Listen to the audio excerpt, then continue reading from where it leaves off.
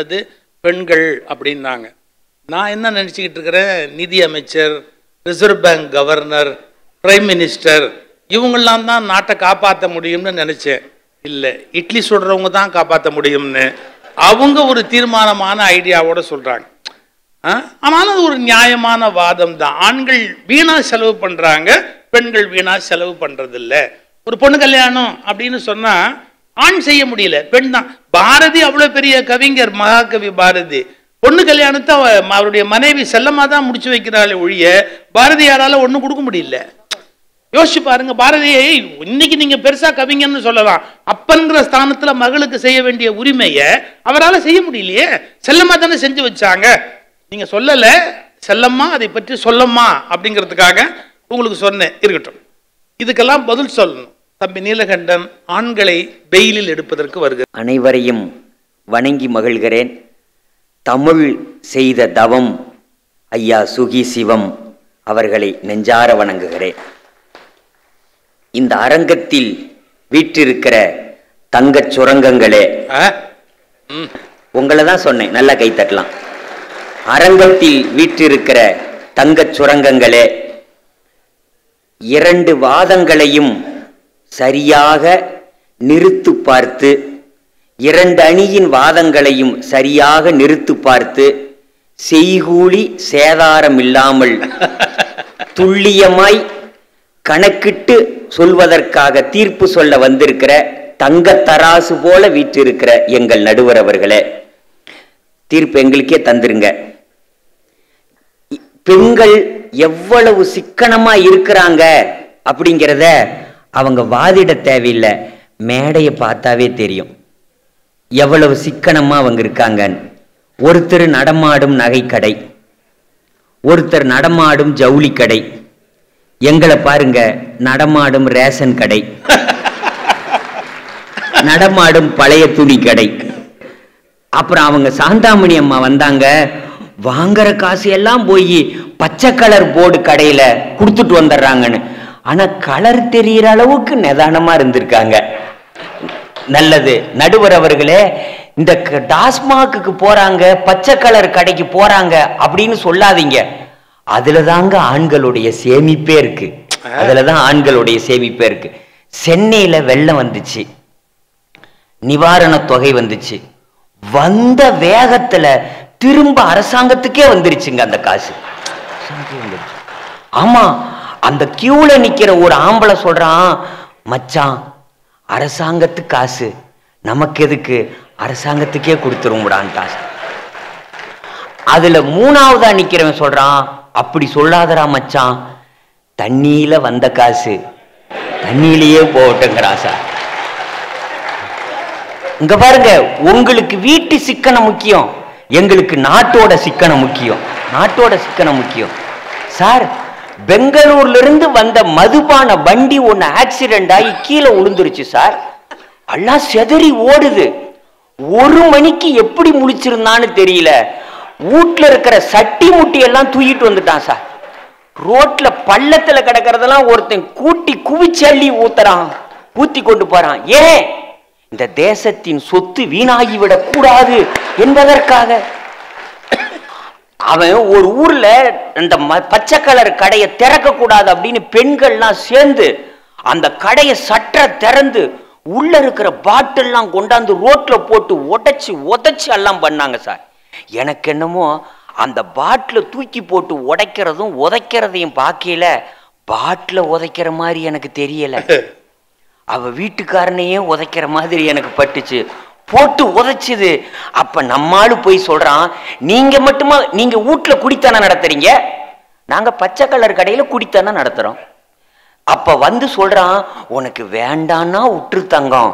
அப்ப கூட தங்கம்னு உங்களை தான் சார் சொல்றான். ஒரு நிதானத்துல இருக்கான் சார்.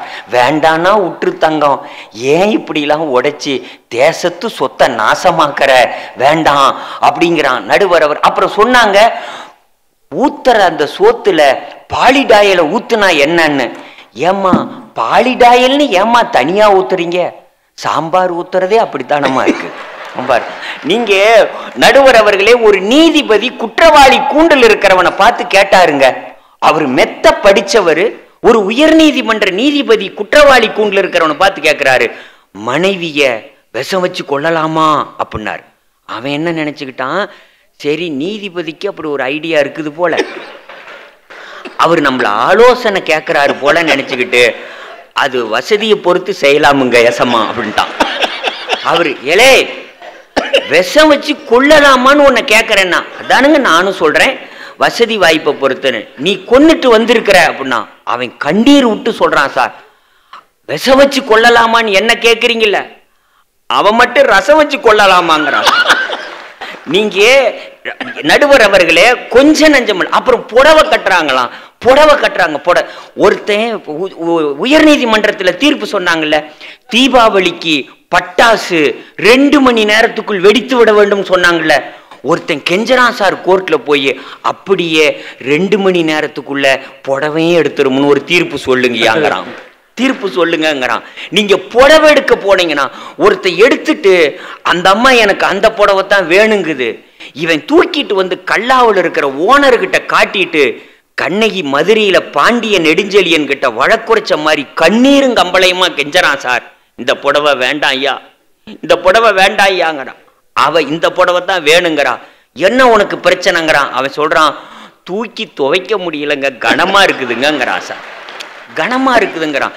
நீங்க ஒரு அம்மா சொல்லிச்சு, எங்க எங்க நீங்க ஆம்பளைங்க இருக்கிற கதியெல்லாம் இன்னைக்கு பார்த்தா நடுவர் அவர்களே, ஒரு நாள் பேப்பர்ல தலைப்பு செய்தி வந்துருச்சுங்க. என்ன தெரியுமா, குடித்து விட்டு வந்த கணவனின் தலையில் கொதிக்கும் ரசத்தை ஊத்திய மனைவி அப்படின்னு தலைப்பு செய்தி. வெளியே திண்ணையில உட்காந்து படிச்சுக்கிட்டு இருந்தான்னா அந்த பேப்பரை மட்டும் கிழிச்சு வச்சுட்டேன் சார், தனியா ஒரு பாதுகாப்பு கருதி கிழிச்சு வச்சுட்ட. உள்ள இருந்து என் மனைவி சொல்றா, என்னங்க இன்னைக்கு ரசம் வைக்கட்டுமான்னா. நடுவர் அவர்களே, ரசம் வச்சா புளிய கரைப்பாங்க, அதை கேட்டது என் வயிற்றுல புளிய கரைச்சிருச்சு. நடுவர் அவர்களே, நீங்க ஒரு அம்மா சொன்னாங்க, எங்க ஆரணி தர்மாபுரம் காஞ்சிபுரம் இதையெல்லாம் பேரை கேட்கும் போது உங்களுக்கு என்னங்க நினைப்பு வருதுன்னாங்க. அவன் சொன்னான், காசி ராமேஸ்வரம் பழனி திருப்பதி ஞாபகத்துக்கு வருதுன்ட்டான். நீங்க அடிக்கிற கூத்து இருக்க என்ன நடுவர் அவர்களே, நம்மால் அப்படி இல்லைங்க. எங்க அண்ணன் மோகன சுந்தரம் சொல்லுவார், நீங்க வீட்டுல எவ்வளவு பிரச்சனை வந்தாலும் சரி சார், ஆண்கள் சார்பா நான் உங்களை காப்பாத்த இருக்கிறேன் சார், நான் காப்பாத்த இருக்கிறேன், கை தட்டுங்க கை தட்டுங்க சார். நீங்க என்ன பிரச்சனை வந்தாலும் கொந்தளிச்சாலும் நம்மாலு கேட்கிற ஒரே கேள்வி என்ன தெரியுங்களா, இன்னைக்கு சொல்றேன் சார் நடுவர் அவர்களே, ஆண்கள் வாழ்நாள் முழுக்க சொல்ற உச்சரிக்கிற 2 மந்திரம் என்ன தெரியுங்களா, சரிம்மா சரிம்மா, என்னது சாரிம்மா. இந்த மந்திரம் இருக்கிற வரைக்கும் நம்ம குடும்பம் கோயில் ஆக்கணுங்கிறதுக்காக 2 மந்திரத்தை தவிர எதையும் உச்சரிக்க மாட்டேன் சார். என்ன சண்டை வந்தாலும் சரி சார், நம்மாளு இப்ப நீ முடிவா என்ன சொல்றம்பா சார். அப்பனா என்ன அர்த்தம், அண்ணன் சொல்லுவாரு, அப்பனா முடிச்சுக்க ஆசைப்படுறான்னு அர்த்தம். ஆனா பொண்ணுங்க அப்படி இல்லை. முதல்ல என்ன பொண்ணு பார்க்க வந்தீங்கல்ல, உங்க அம்மா என்ன சொன்னாங்கம்பா, மறுபடியும் முதல்ல இருந்தேவா. நீங்க இந்த ஹெல்மெட் கண்டுபிடிச்ச உன கும்பிடணும் சார். ஏன் தெரியுமா, இந்த வண்டியில பின்னாடி உட்காந்துக்கிட்டு நொய்யி நொய்யி நொய்யி நொய், உலகத்துல பெரிய ஆக்சிடென்ட் ஆவறதே பின்னாடி உட்காந்துக்கிட்டு இருக்கிறவங்க சொல்றதுனாலதான் சார். ஹெல்மெட்டை கண்டுபிடிச்சால அவன் சும்மா சொல்லல சார், தலை கவசம் உயிர் கவசம்னா சார், உயிர் கவசம்னா. நீங்க பின்னாடி உட்காந்துக்கிட்டு ஹெல்மெட்ல எனக்கு கேட்கலன்ட்டான். அந்த அம்மா அதை தூக்கி விட்டு சொல்லுது, உங்க அம்மா என்ன சொன்னாங்கன்னு. கிறுக்கி விட்டு கொண்டு போய் விட்டு எரும மாட்டு மேல விட்டு, இவன் கீழே கிடக்குறான் சார், இவன் மேல வண்டி கிடக்குது, வண்டி மேல அந்த அம்மா கிடக்குறாங்க. நான் எருமையை சொல்லல, வண்டி மேல அந்த அம்மா கிடக்குறாங்க. அவன் காது கிட்ட போய் கேட்கறாங்க, உங்க அம்மா என்ன சொன்னாங்கன்னா. அவன் கீழே உழுது ஆம்புலன்ஸ்ல தூக்கிட்டு போய் ஐசியூல போட்டு 10 நாள் ட்ரீட்மெண்ட் கொடுத்து இப்ப ஸ்ட்ரெச்சர்ல வச்சு கொண்டாடுறாங்க. இனிமேல் நீங்க பேசலாம் சார், அவர்கிட்ட பேசுங்க, பழசையெல்லாம் நினைவு வரட்டும், நல்ல நினைவுக்கு வருவாருனாங்க. உங்க அம்மா என்ன சொன்னாங்கன்னா. அவன் ஐசியூலே இருந்திருக்கலாங்கிறான். ஏன் இந்த அதகலம் பண்றீங்க நீங்க, அதகலம் பண்றீங்கன்னு. சிக்கனம் சிக்கனம் என்னது, இட்லி சுடுறதுக்கு நான் சொல்லல WHO சொல்லுது, வேர்ல்டு ஹெல்த் ஆர்கனைசேஷன் சொல்லுது. உலகத்துல இருக்கிற எல்லா நாட்டு உணவுகளிலேயே வயிற்றுக்கு பாதுகாப்பான ஒரே உணவு இட்லி அப்படிங்கிறாங்களே, அந்த இட்லிய பட்டு துணியால சுட முடியாது. அந்த இட்லிக்காக எங்க வேட்டிய தியாகம் பண்றமே. நடுவர் அவர்களே, ஏன் நாங்க வேட்டி கட்டுறோம்? ஏன் வேட்டி கட்டுறோம்னு தப்பா நினைக்காதீங்க. ஏன் நாங்க 4 முளை வேட்டி கட்டுறோம்னா, உங்களுக்கு பட்டு புடவை வேண்டி கிடக்கு, எல்லாத்துக்கும் எடுத்து கொடுத்துட்டு நம்மால 4 முளை வேட்டி கட்டுறான். ஏன்னா அதுக்கு ஏன் 4 முளை வேட்டின்னு வச்சான்னா, இப்படி 4 நாளைக்கு திரும்பி கட்டிக்கலாம், அழுக்காயிடுச்சுன்னா அப்படி திருப்பி 4 நாளைக்கு கட்டிக்கலாம். நடுவர் அவர்களே, அதுலயும் அழுக்காயிருச்சுன்னா கீழே இருக்கிறத மேல கட்டி சட்டையை தொங்க போட்டுக்கலாம், சட்டையில் இருக்கிறத கீழே தொங்க போட்டு. நடுவர் அவர்களே, அந்த வேட்டியை இட்லி சுடுறதுக்காக தியாகம் பண்ண நான் பாருங்க.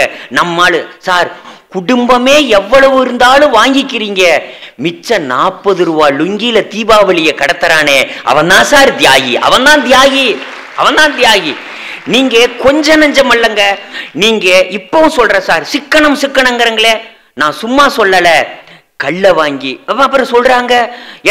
இன்னும் என்ன பெரிய கூத்து தெரியுங்களா? இந்த எல்லா பொண்ணுங்களும் சொல்லுவாங்க சார், எனக்குன்னு ஒரு நகை உண்டா, எனக்குன்னு ஒரு நட்டு உண்டா, எனக்குன்னு என்ன இருக்குன்னு. நான் கேட்கிறேன், பெண்களுக்காவது குடும்பத்துல புகுந்த வீட்டுல ஒரு கஷ்டம்னா பிறந்த வீட்டுக்கு போறீங்க, பிறந்த வீட்டுல ஒரு கஷ்டம்னா புகுந்த வீட்டுக்கு வரீங்க. உங்களுக்கு 2 வீடு இருக்கு, எங்களுக்குன்னு ஒரே ஒரு வீடு தானமா இருக்கு, எங்களுக்கும் ஒரே வீடு தான் இருக்கு, நாங்க எங்க போவோம்? அதனாலதான் இன்னொரு வீடா பச்சை கலர் போர்டை வச்சிருக்கிறோம்.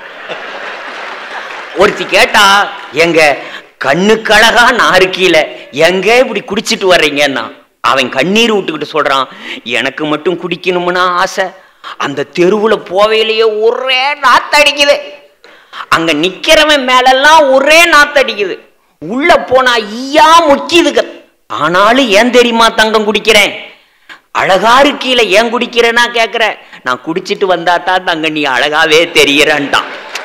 நடுவர் அவர்களே, நீங்க ஆண்கள்ங்கிறீங்க, நகை உண்டா நட்டு உண்டாங்கிறீங்க. நடுவர் அவர்களே, உங்க பேர்ல வீடு வாங்குறோம், உங்க பேர்ல பிளாட் வாங்குறோம், உங்க பேர்ல அபார்ட்மெண்ட்ஸ் வாங்குறோம், எங்க பேர்ல கடன் வாங்குறோம், எங்க பேர்ல லோன் வாங்குறோம். எங்களை அந்த ஊர்ல கேட்டாங்க, இந்த ஊர்ல கேட்டாங்க அப்படிங்கிறீங்க. உள்ளூர்ல எவனாவது கேட்டானா? எங்களையும் தான் கேட்கறான், பேங்குக்காரன் கேட்கறான், வட்டி கடைக்காரன் கேட்கறான், அடமானங்காரன். எங்களுக்குன்னு என்ன வாங்குனீங்கிறீங்க? நாங்க எங்களுக்குன்னு என்ன வாங்கி இருக்கிறோம்? வாய்தா வாங்குறோம், நோட்டீஸ் வாங்குறோம், கடைங்காரம் வாங்குறோம். நடுவர் அவர்களே, ஆண்கள் தான் சிக்கனமானவர்கள். வாய்ப்புக்கு நன்றி.